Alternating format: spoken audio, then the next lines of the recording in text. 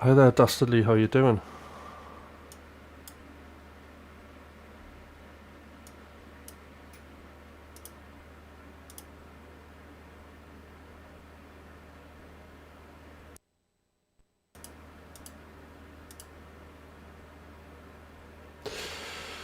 Okay.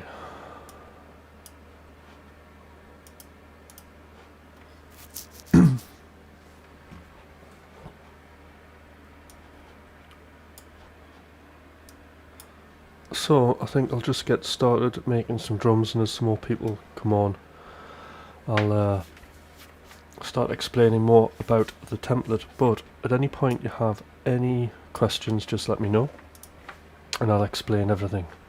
Alright.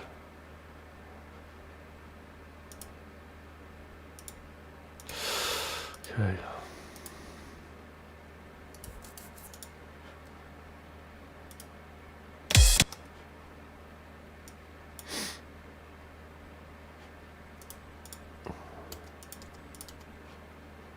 Alright.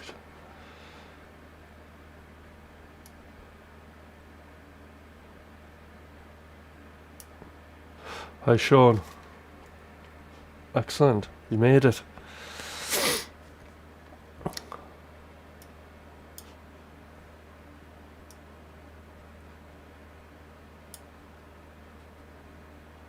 Right, so I'm just going to do some drums, see who else is coming on, and then we'll just have a look at the template. Just need to move some screens out of the way. Alright, okay. Any questions? Just type them in the chat. Here we go then. So, kick. Let's have a look.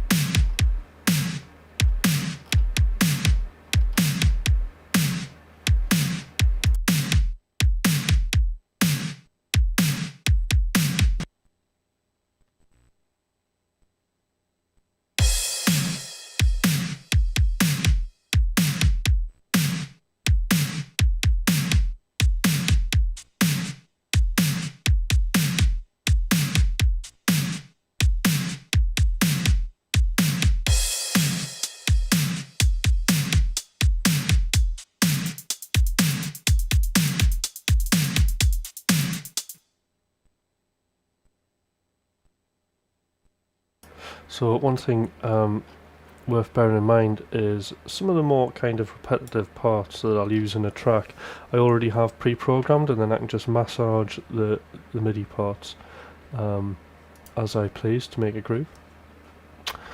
So so the main sort of lift on this is just moving the kick to find a groove, adjusting the tempo.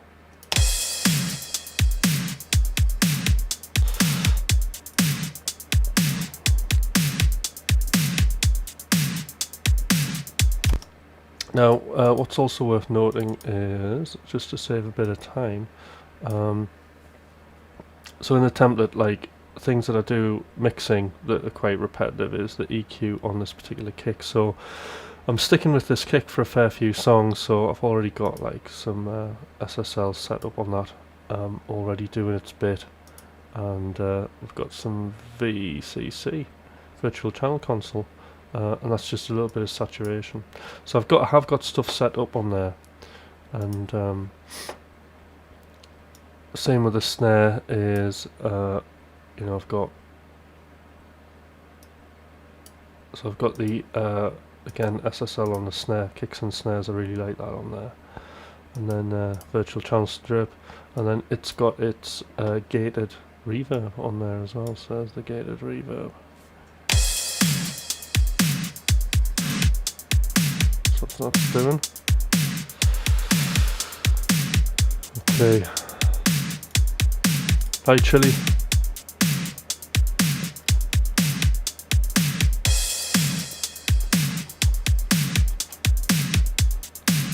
So just to start a session, so I have like a few pre-programmed things and a few placeholders. So I do have, you know, a couple of toms and things feels like pre-programmed. I've got my crashes in, got the ride in, okay, and then I've got various other things that I'll use. So I might want to like put a loop in there. If there's an interesting percussion loop, chop it up. So I've got an audio channel for that. I've got one of my favourite things, arcade, which I'm going to use on here. Big tom sound. And then that's for like kind of fills that it might be loops. Soft crash and crash. So that's the drums. Now, when we look at this template, because I'll take you through it a little bit now. So this template evolved, okay, and what it evolved from was this principle of beats plus 3 instruments, okay. Now the idea behind this is to think of your template like a band. So you've got your drummer, bassist, a couple of guitarists or guitarist, keyboard player, whatever, yeah, singer, and what you're doing is you're just upgrading these instruments after every project. And the way this was done was, so I would do a session, and straight after the session I would do a free write on the session. Now I don't know if any of you guys have ever done any free writing, but it's actually one of the most important tools that I've ever used in terms of kind of moving my practice forward. So what I'll do is free write, so I'll just literally write off the top of my head how I felt about the session, you know, what went well, what didn't go well, what options I could, and usually when I'm free writing, what I'll do is I'll do it over 5 minutes, so I'll put a timer 5 minutes, and the rules of it is that I'll use a pen. I mean, you can type into your computer, but I prefer a pen because it's more physical. And then what I'll do is I'll just write as fast as I can about the studio session, unedited, okay, so just whatever my thoughts are, just all kind of come out onto the page. So what you're trying to do is really get into the subconscious and get all the good stuff, the good ideas out there and how you felt. And what I then do after that 5 minutes is I have a little template which is wins, and then we have problems, and then options. Now as a coach I used to always say, oh right, we don't have problems, we have challenges, but actually one thing that I've discovered is that actually a problem is a solution. Okay, I mean, inevitably what happens is when you describe a problem, usually the solution actually appears. So if you can really be descriptive about a problem that you're having, about anything, and describe it, you will find that the answer to that will actually come out. So hence this free writing. And then what I'll do is I'll do the wins, I'll do the problems, and then the last thing's the options, and I'll base this all off this free write, and I pull those concrete, anything that's really concrete, like a concrete action that's in the free write, I pull out, and then I put that in to the actions, and then I implement them. Well, I don't really like that word implement, but then I just sort them out in the project. So after every session, what was happening is this template was being evolved with how I was working, and this is how we ended up with it. But it did actually start really simple, and this is very important to keep it simple, because you want this running like a band. You want it to be as intuitive and as fast as possible. You don't want anything too overthinky. So we'll have the drums, and then we'll have bass, okay? So and literally what I had to do is, like, now I don't use any of a bass instrument. I'm only using this, and there's a reason for this. A couple of reasons actually. So the SH101, this is by Tal, and I've always liked, because I produced a lot of house music, And in the end of it, I was really doing sort of like quite lo-fi, ghetto house, tech house stuff. And this is one of the kind of basses that I really like the sound of and would use. And I went back to it just sort of in the last sort of 6 months. I mean, what I was doing is I was just pulling a synth up. I didn't really have any fixed sort of synth 4 bass, so I'd be on Diva and I would be surfing through presets and stuff like that. So a lot of the McLaughlin and Hutch stuff, certainly riding out, it's like basses from different synths that I really like, you know. So all the Huey stuff I really like, well, the kind of retro things like Diva, can't remember them, Repro 1 and Repro 5, are like 3 synths that really real go to. But I was never fully happy with how the basses kind of sounded in the mix, you know. They weren't that absolute like solid mono sound that I wanted, and the SH1 delivers that. Now it's also really easy to use, and what I tend to do is I just go on this preset and I just leave it on there, and then I just dial in the actual sound I want. So I don't preset surf anymore. What I'll do is I'll bang something out. See, like on here there's 2 things I'm going to do. I'm either going to go short notes or long notes, and it's kind of half there for doing either of those things. But because that decision's already made for me, imagine how much time that's going to save, you know. Okay, moving on. So now we're up to the instrument phase. So we've got beats. So that's 1 instrument. That's 2. And we've got 2 other slots here available. Okay, so in the early development of this, I decided on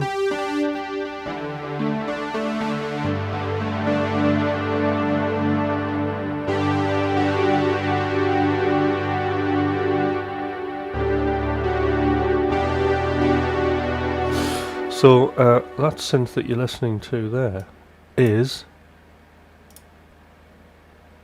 the Tal Juno. I've just got it on this preset, which I've changed. That's it. That's all there is to it. So it's a good synth, that one. I mean, I've always liked the Juno 106, and I've used it like throughout my music career. I mean, there was an old studio I used to go to when I was a kid, and they had the Juno, and I always used to go on it and try and like add it in to the music we were doing, you know. I mean, even back then in the 90s, I was trying to do metal music and add rave music to it, you know, because I was really into Prodigy at the time, you know. So the Juno was like a synth that I really thought was absolutely excellent. And again, it's sliders, isn't it? I've got a thing about sliders, but it's very visual, easy to look at, and easy just to tweak in the mix. So that's just like on a standard sound. It is a classic Chili. And I mean, the channel strips on these are always the same as well, so I always start with VCC. There is an EQ, but there's no EQ actually kind of happening there. Sometimes that EQ's before or after, depending. And then I've got Echo Boy. That's doing the delay, which I think's a really good delay plugin. So I'm using that, just ping pong setting, .8, nothing special. Echo Plex, because I just want the sound to sort of fade off into the distance. And then there's no particular reverb or anything on there at this stage. I mean, I might put something on there, but I don't particularly have any go-to reverb. One thing I have done though is, because I do a lot of filtering on instruments and stuff, is I've actually stopped using, through much discussion with Thomas, I've decided, because he doesn't use the sends and returns, the auxiliaries, so I've actually stopped using those now. So there's actually nothing at all on my returns. Everything goes direct in. So for example, on these drums, what I've got here is I mean, in Ableton, what you can do is I've got this, which allows me to build an effects chain with a wet and dry. Sorry, not that one. Actually, where is it? Oh, it's disappeared. What was here? Oh, tops, here it is. So, what I've got here is I built a rack which has got a wet and dry in it, and it's got a reverb, and I've just got one reverb that's strapped to all of the top of the kit, really, basically. So cymbals, percussion, all have this reverb on. It's just a it's just, well, it's just the Slate verb suite, and it's doing the what's Lexicon 480 room preset. So just a short reverb setting, but I can control the wet and dry over here. So I don't need to look at it. You can have a listen to that. There you go.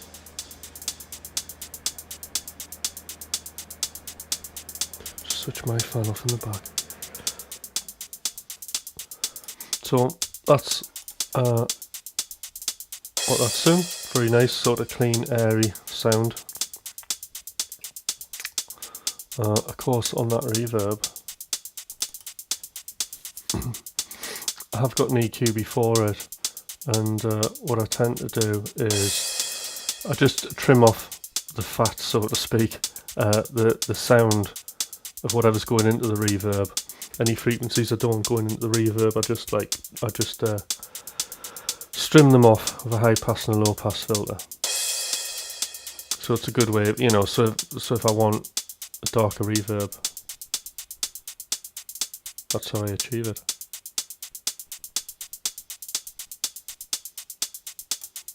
That's all there is to that. But again, that wasn't originally there when I was doing the Beats Plus 3. This is like kind of later stuff.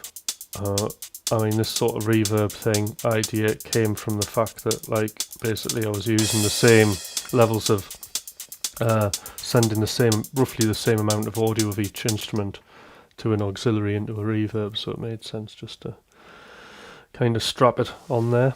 And to be fair, I have a bit more control over things. So anyway, that was a Juno, and then I've got Diva, which is usually the go-to for like sort of like arpeggio type fast sort of riff kind of ideas. Now on that, I'll just tend to preset surf. Now there's a couple of games that I'll actually play. Is what I don't like to do is spend a lot of time looking for sounds, so I tend to like just try and make a quick decision. If I'm really kind of struggling with kind of making decisions, I mean, I will just go with something, but a lot of the time when I'm writing an initial idea, and actually the first phase of when I'm creating music, it's called a splurge, right? There's a reason for that, because it was just the guy who coached me, it was the best word he could think of to describe what it is you're actually doing in the first initial stage of writing. You see, what I am doing or going to be doing is actually just making an idea, and actually not having any judgment of what I'm doing. One of the things that holds us back is actually judging every idea that we're doing into the machine. Is it good enough? Will people like this? I don't do that. I just do it. I don't even think about it. So I do this thing called this preset splurge, and literally whatever the first preset I land on, that's what I go with. And you know how I think about it is this: I just think, how is this sound? How can I use this sound in this piece of music? And that is it. You know, when we're creating music, it's never, you know, what I've seen from me and other people that I've helped. A lot of problems actually tend to happen when you start kind of, when you start designing. I've got this idea and it has to come out exactly the same way as it is in my head. Into the door, okay? Very rarely that ever happens. In fact, that's never ever happened at all in my career. But it has. I have done it, and I've spent years like that. And it's, you know, all that's doing is making you firstly focus on the end result, which hasn't yet appeared. But it also means, because you're designing, you're ignoring all the other creative ideas that are coming in, your actual bandwidth for creativity, for ideas, is actually now narrowing to the idea that doesn't exist in your head. So you can see the problems there. So you have to, it's something you have to practice. But what you have to be doing is discovering. So you do something like these drums, and it's like whatever next, so that goes right, brilliant, move to the next thing. Okay. And this is the idea of the splurge, you know. This is you know, you're making something without judgment. And this is another thing that I'll come to, because the secret weapon that I have, which will probably be later on, is I have this thing called the automatic music making machine. And the automatic music making machine is basically it's basically columns that I have set out in Trello that actually mirror the creative process when we're writing music. So at this stage we're in the first column, which is the splurge. Okay. Okay, so that was diva, so arpeggios, that kind of thing. Whatever is just serum, because it's got interesting sounds on it.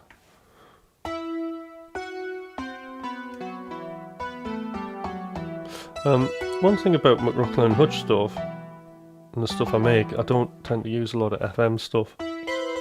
So I've started messing about on serum. So I've got stuff there. So that would be the Beats for 3. Now, what I've got is the next phase to this is I allowed myself to have 2 random instruments. So this is going back to the preset splurge. So really these are just empty slots and I can stick in whatever I want. And then I like to use a lot of vocals. This is going back to when, you know, I produced house, and sometimes a lot of my stuff can actually just be, you know, the drop in it will be like a vocal hook and the track will be based around that. And then the last sort of thing that I'll do is I really like noise. Okay. It's quite handy. I mean, like, one thing I like to do, which we can do now, is just grab something.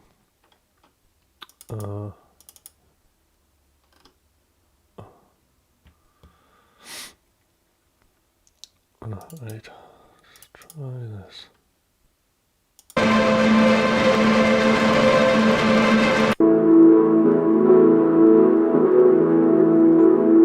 Okay, let's grab that, and it's just like a little bit of texture. I'm not bothered about the warping. I'll just drag things in, you know, and just let the machine go crazy. And we get atmosphere.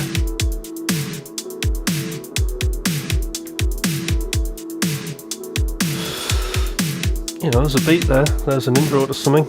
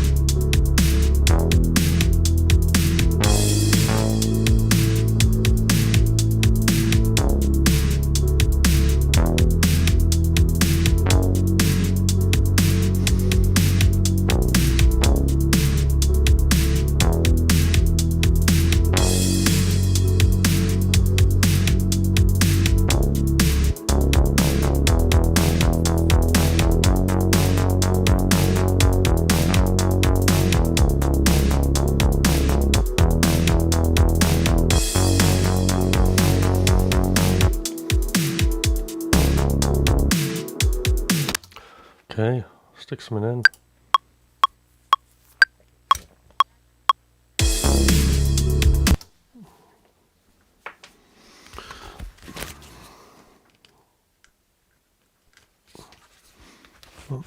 Knock the leads out my headphone. Right, try that again.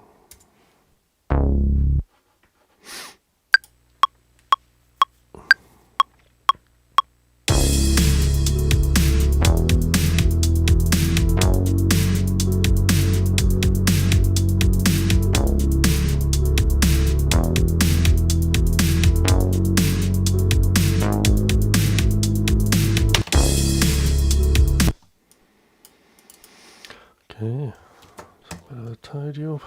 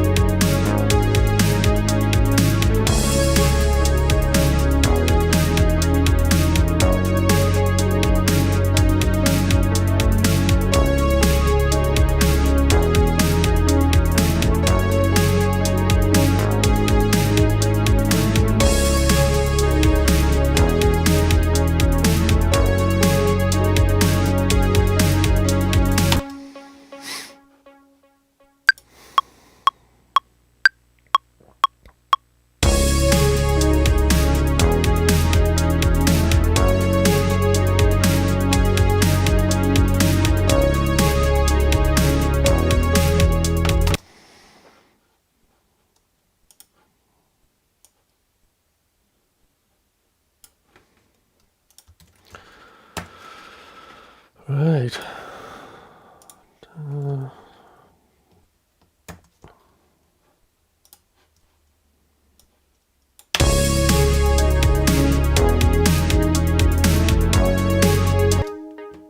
Yeah, just a quick tidy and quantize for this.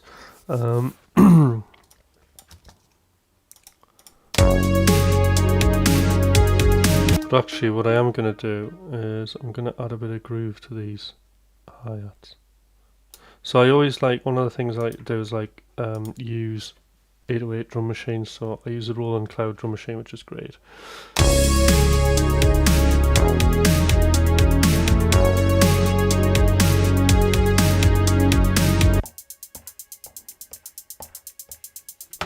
So that's just got a tiny bit of swing to it.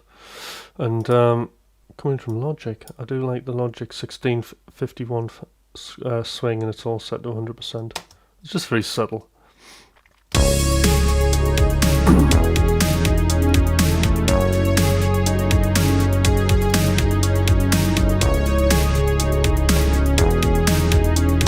Another thing I have as an alternative to hi-hats is I have this.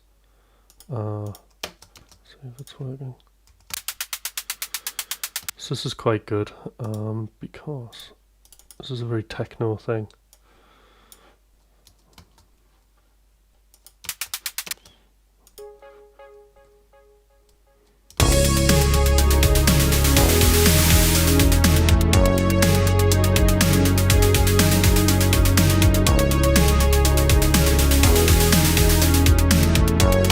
So it's really cool for just like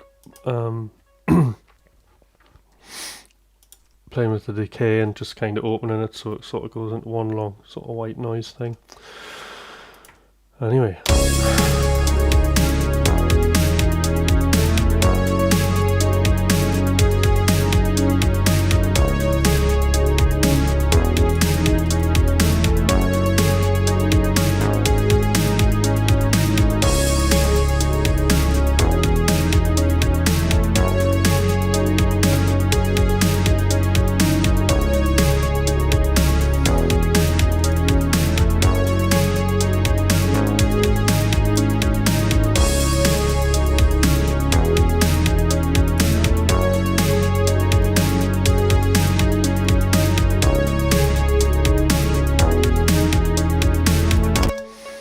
So I think we'll just pick something on here.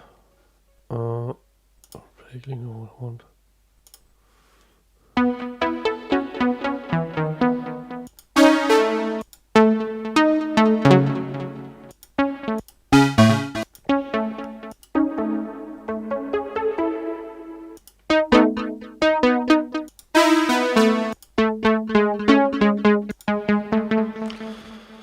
Okay, I'm going to do is I'm just going to take the effects off this.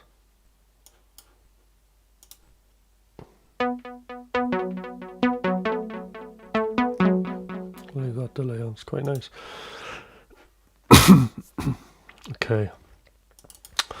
So another cool thing on Ableton, new Ableton, is you can set it to like the key that you're working in.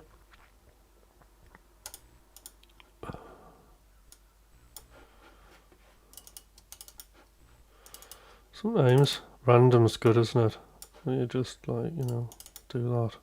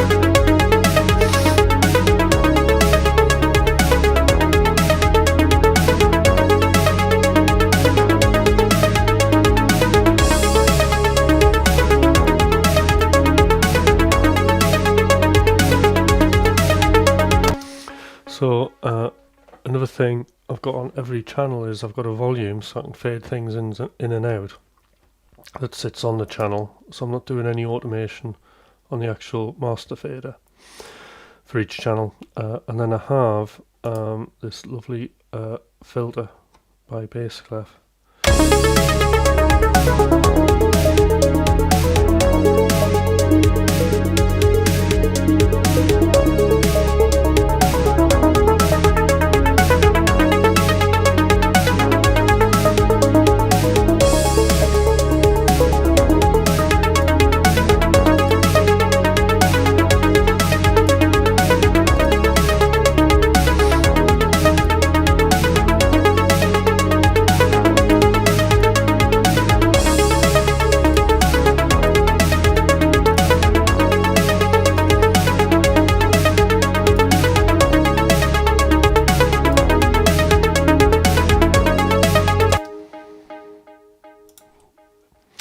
Okay, and sometimes what I find is actually starting a track in the order of what you did the parts in sometimes helps when we're arranging.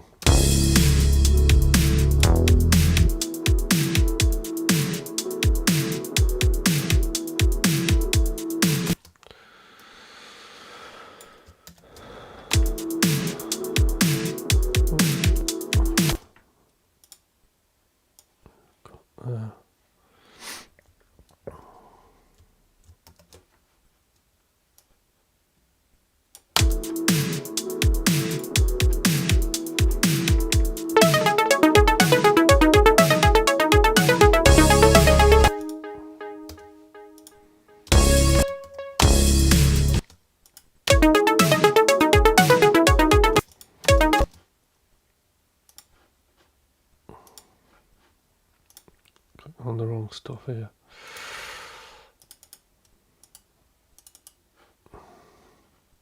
Now I don't like to get bogged down with too much detail,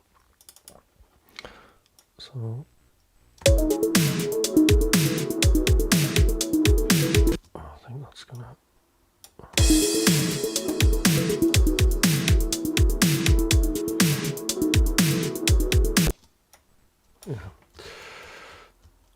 let's go for that.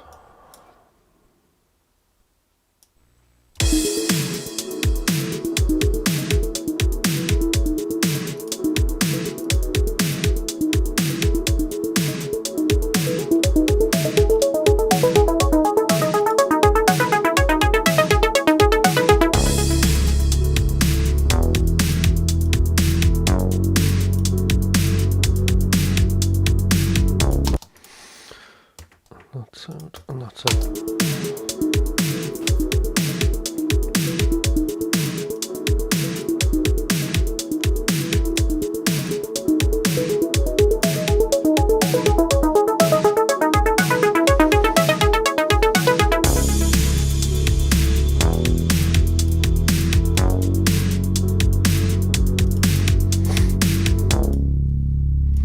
Okay, get some atmosphere on this.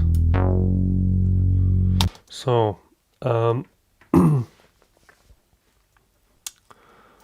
this bass, because over the sort of weeks, sessions, when I first started on this template, obviously the bass was just on its own. There wasn't any effects apart from the sort of utility mixing stuff. But then I started upgrading it, so I've got things like this LFO, which I can assign to different parameters on the bass to make sort of things automate and move. But then for these kind of sustained basses, because it can sound quite dry, I've got like a delay, which it's okay to delay your bass. It's not going to get in the way of anything because it's a ping pong delay, and I'm cutting the low end off the sides.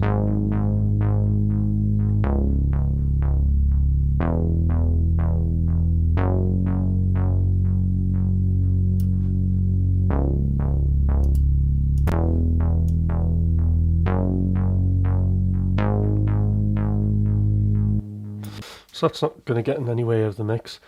And then I've got this. So this is the RC20. And all I'm doing is adding on the bass like this space, this reverb.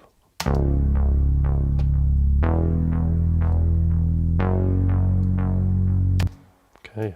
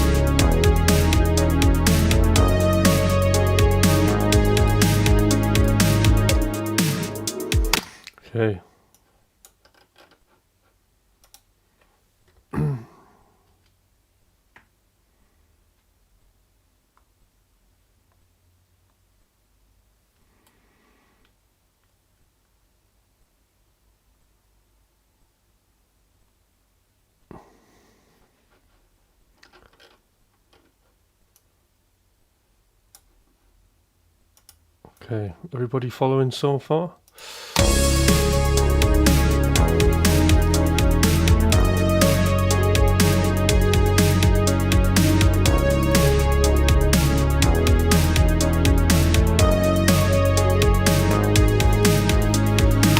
So, it's pretty quick to knock a track up once you have a template developed. So, like one thing, you can create sort of dynamics with just like a crash, can't you? So I have these nice sort of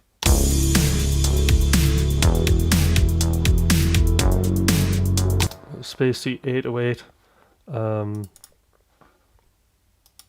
crash, and then I've got the typical sort of live kind of dancey sort of crashes you might hear off a 909. Okay, so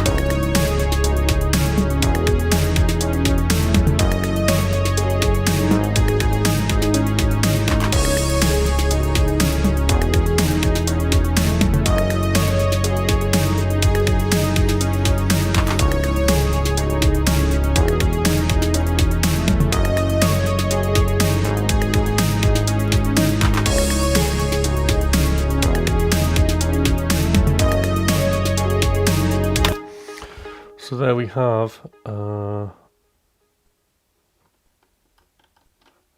it's a good way to sort of add a bit of interest, just having that 808 drum machine sitting there. I mean, this is a colouring the wrong thing in. Saying that, you know, that choice of instruments just coming from me because like I'm into sort of house music. I like 808, so that's why I'd say I've carried it through to sort of the synthwave, my general electronic music making. Alright then. Now, another thing I like, because the thing is you want to, when you hear, like sometimes, you know, you get that experience where you hear music and you'll hear an artist and they're really good and you think, oh wow, how did they actually make that bit of music? How did they come up with that sound? You know, how do you think of something like that? And again, this is the design thing. Most of the time they didn't, they just discovered it. An arcade's really good for discovery. So you know, like here we've got a new kit, a new thing.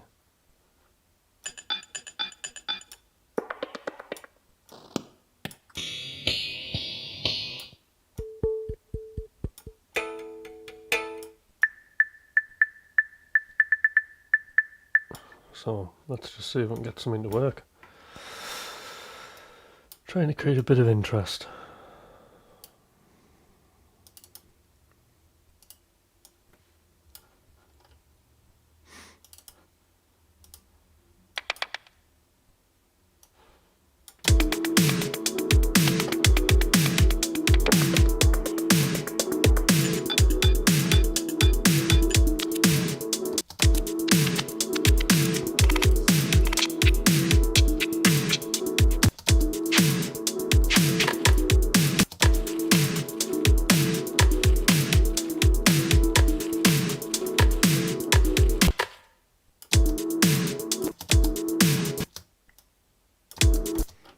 Okay.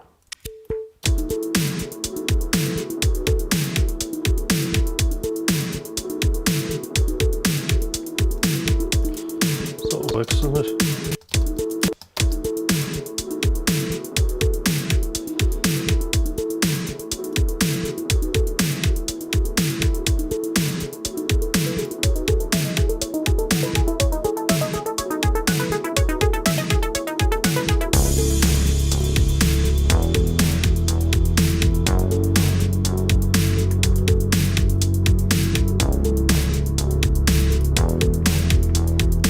Try a few other things.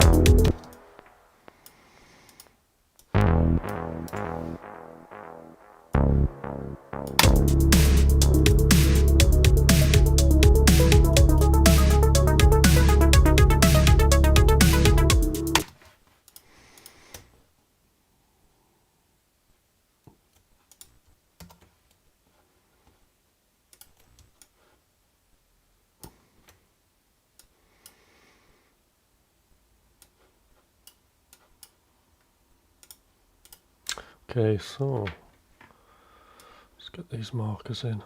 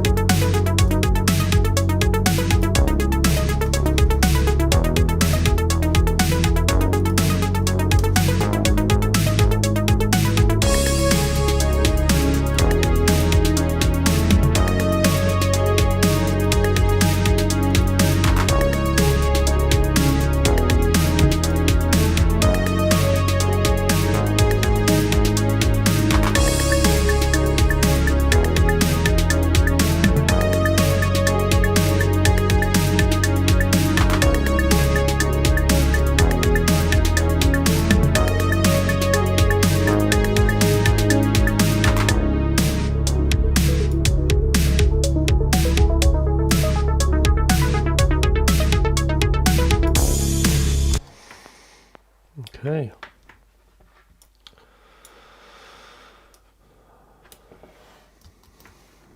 Better save it.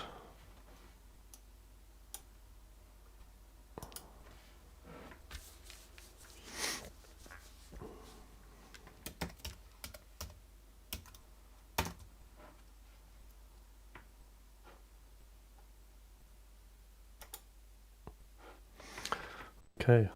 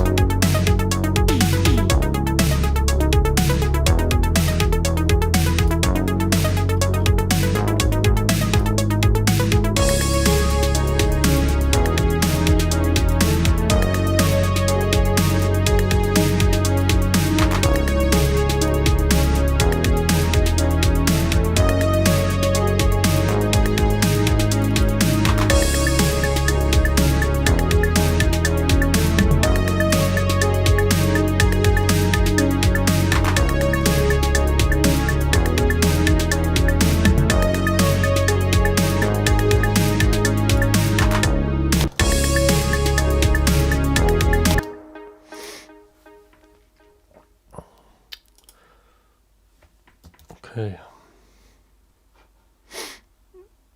Anybody got any questions? I tend to kind of disappear off into my own little kind of world, doing stuff.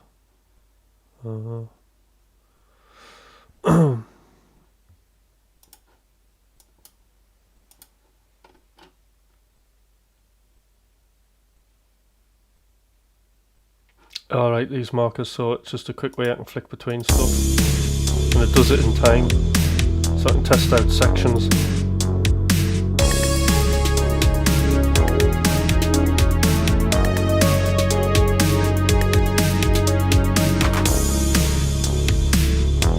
So I can just flick between the sections of songs and hear how they sound. It's quite handy for arranging.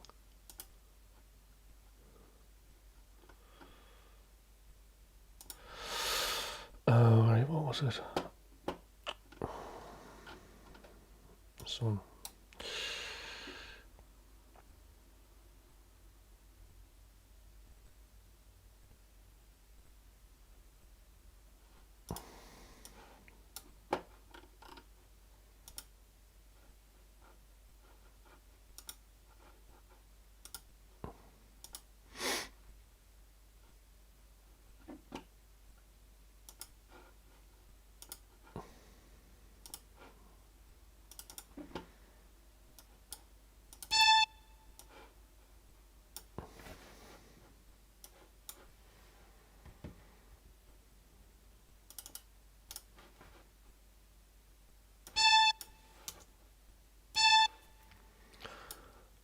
Hey Troll, how you doing? Yeah, we're in the thick of it here. So just started, just splurging really. Actually, to be fair, I'm doing more than a splurge, because I'm breaking rules here.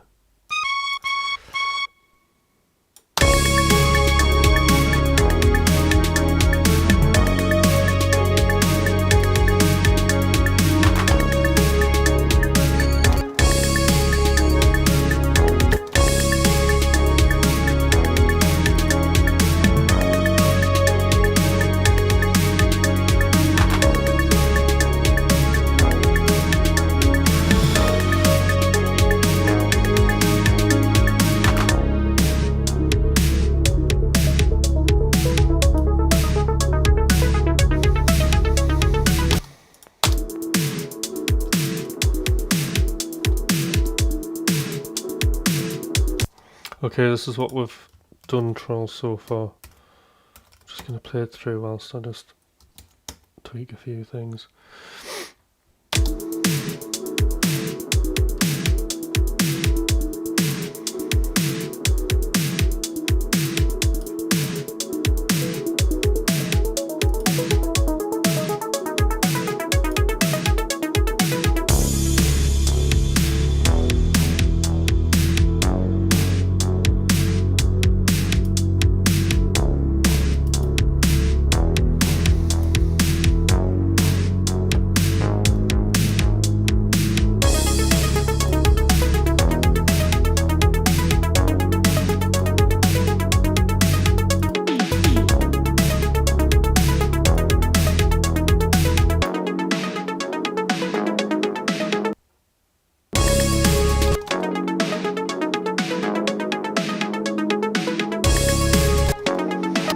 So here's another tip. If you're wanting your, I mean, I'm not entirely happy with this. It's like the main hook.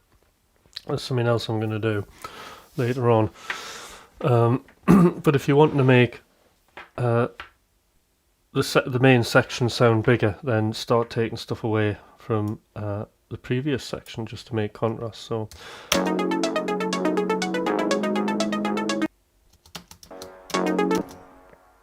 a good way to do that, one way I do it, is just to add this filter. It's actually just the stock EQ on Ableton, but I like the way it sounds doing this stuff.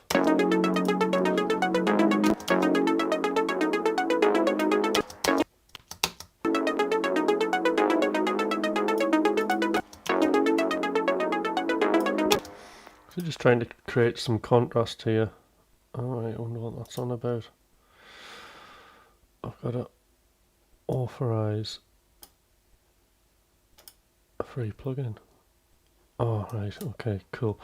Right now, and then what I've got is this stereo imager. Now what I'm doing is, it's already set up, but what I'm doing is lo-fiing the beat by limiting the frequency.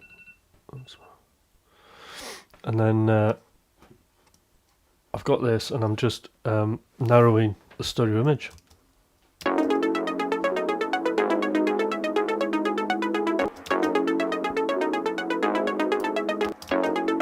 If you hear the delay on the bass, you can hear it.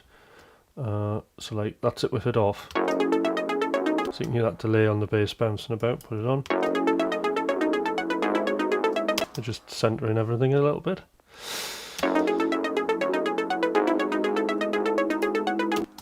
Alright, and another thing I need to do, that needs to go in there. So that shouldn't be there. Right, and then I'm just dropping the whole volume by about 1.5 dB. So let's see how it sounds.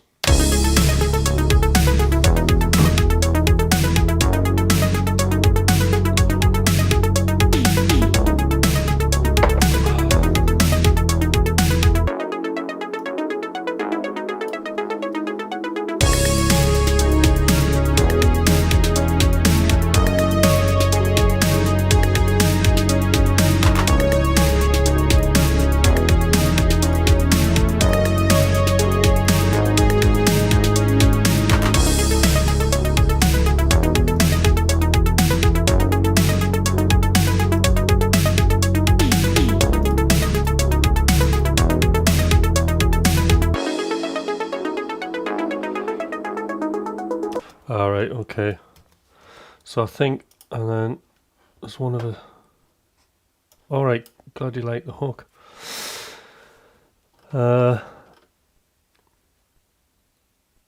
Okay, so there's something I need here. I can't remember where I put it. Let's have a look. Is it here?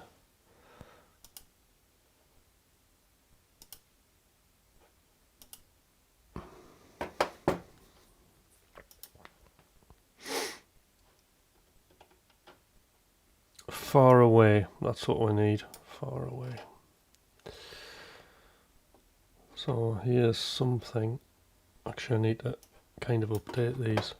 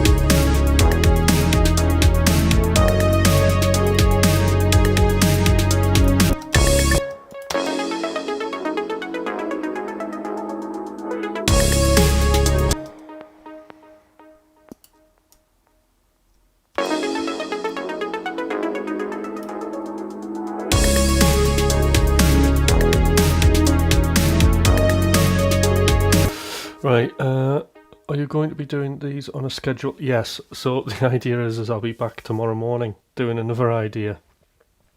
and we're going to keep doing ideas every morning for the next 10 days. Saying that, I might sleep in on Saturday. So we'll be going up to. So we're splurging till a week Wednesday. So it's going to be a mission, this. Splurging till a week Wednesday, and then I think the Wednesday morning we will be doing a listening session. And then what else? Actually, no, we'll not do the listening. We'll be doing. What's the other thing? No, it'll probably be a final splurge on the Wednesday, and then what we'll be doing is we will be cycling between the next phase, which will be discovery, and probably splurging. Okay, so we'll be kind of going between writing ideas and moving existing ideas on. So you'll get to see that, and then I think there'll always be like a splurge on alternate days potentially. There's going to be other live streams that I'm going to do, so there might be a pop-up Instagram one, or actually I'll probably schedule it where we do a listening session on Instagram. I think that's going to be the best idea, so we're going to listen to all the ideas. And then you'll see how I make lists to move things on, because honestly, writing lists, it's a whole skill. Now, the other thing that I think will be really, really good is till I set it up on Calendly, I am going to, from now on, okay, if I've got the available slots, and I do have a few hours free, if anybody wants, I mean, I was thinking of like the best way of putting it, but basically, if anybody wants a music lesson, okay, just inbox me for now on Instagram, and I'll try and find a time to fit you in for whatever, half an hour. And when I say music lesson, I'm just saying that because it could be anything. I could, some of it could be just a quick coaching session, some of it could be something about guitar, it could be about this sort of thing, producing, mixing, whatever really. So if you want to do that, inbox me, right, and then we can hop on a Zoom call, and then I can personally coach you, which is, I mean, I just don't like. I think the way things work, right, is when you're teaching somebody, which I have done for years, it doesn't excite me as much. You're installing skills, aren't you? But what's really interesting is obviously a lot of people who come and listen to McLaughlin and Hutch or my house stuff, they're all people who've got like a lot of experience, right?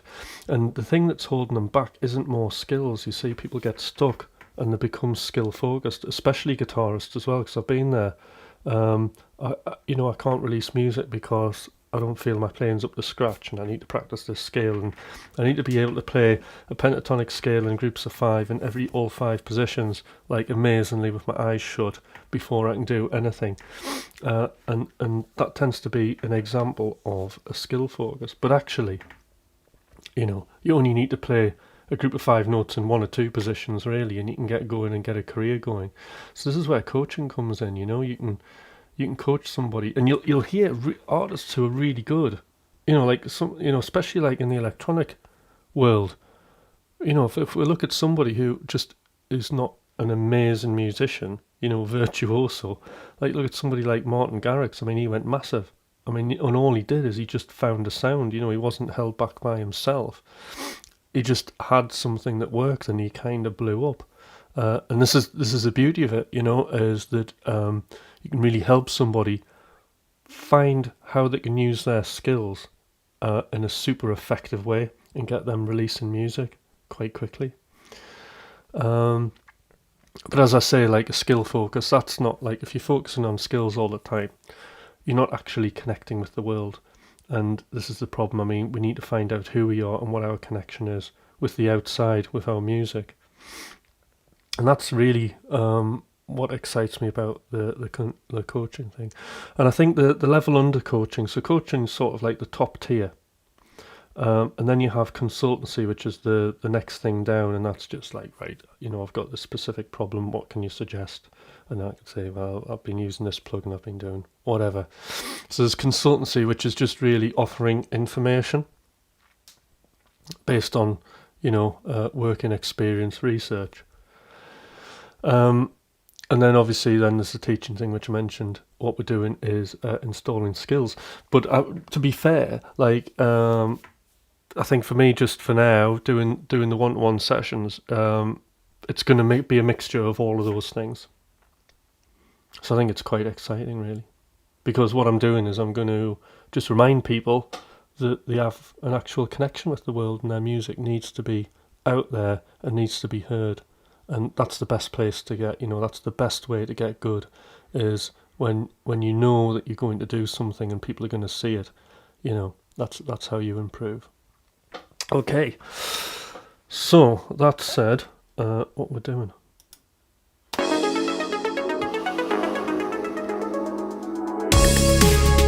See there?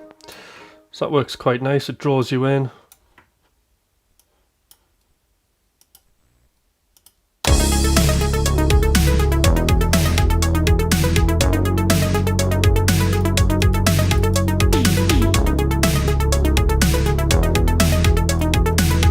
So music's all about tension release, isn't it? So one good way to people say, oh, I've got like a problem, like the hook doesn't lift enough, and usually it's a problem with the tension and how it's being released, you see. So what we can do is we can start making things, we can start simplifying things. So for example, this kick drum carries a lot of energy, doesn't it? So give it a colour. I'm not too fussed about colours. And then, actually, no, that's not the kick. Kick's up here. So there's a lot of kicks there, so I'm going to simplify it a bit.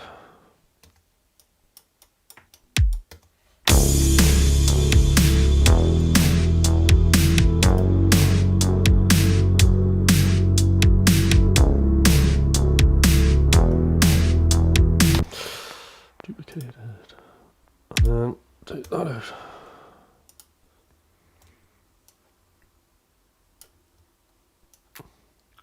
So we're building contrast in.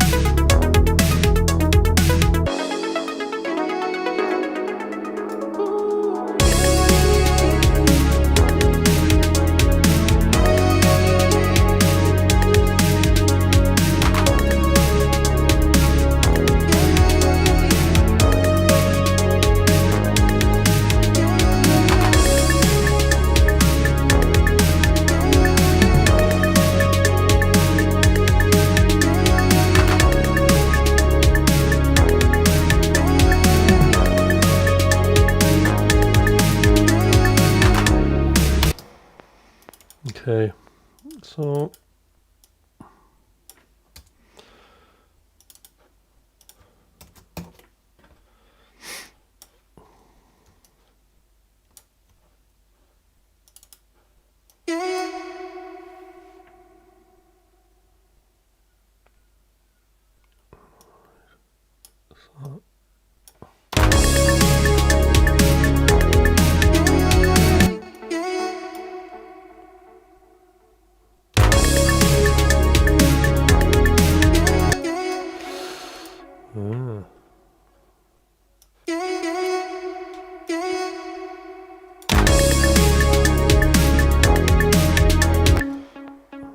something's going on there.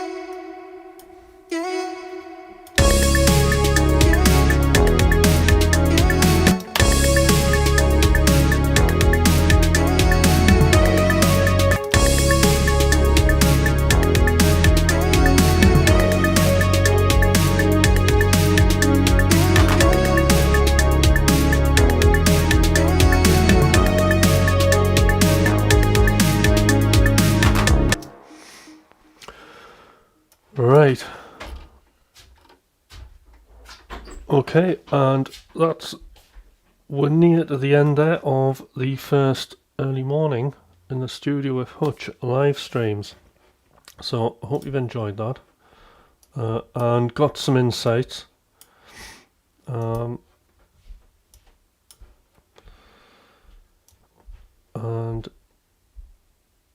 anybody who's wanting any lessons, coaching, anything like that, just direct message me somehow. So there'll be there's my email on my Instagram, so you can find me there. The email should be on here as well. I'm not that organised with social media yet, but I'm getting on to that. So cool, and I will see everybody hopefully tomorrow morning, same time. Okay, so that's going to be 5:30, and guess what? We're going to write some more music. All right, bye.